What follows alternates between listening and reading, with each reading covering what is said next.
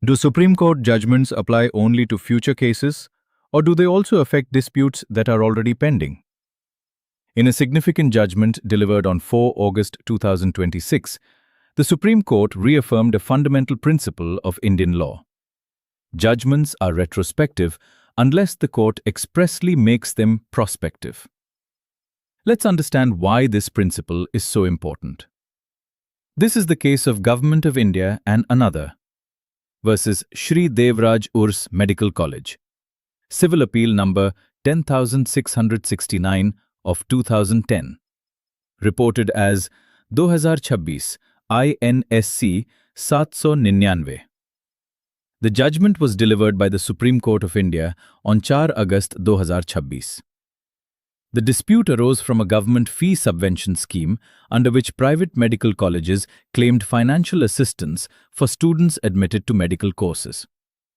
Later, the legal position governing admissions and government control over private educational institutions underwent a major change after the landmark judgment in T.M.A. Pai Foundation. The question before the Supreme Court was whether claims arising under the earlier executive scheme could continue even after the legal foundation of that scheme had been altered by the constitutional principles laid down in T.M.A. Pai. The parties disagreed on the effect of that later judicial declaration on existing rights and liabilities. While deciding the dispute, the Supreme Court reiterated a well-settled principle of law. Judicial decisions ordinarily operate retrospectively. In other words, when the Supreme Court interprets a statute or declares the correct legal position, that declaration is generally regarded as stating what the law has always been. The court further clarified that a judgment will operate only prospectively if the Supreme Court expressly says so.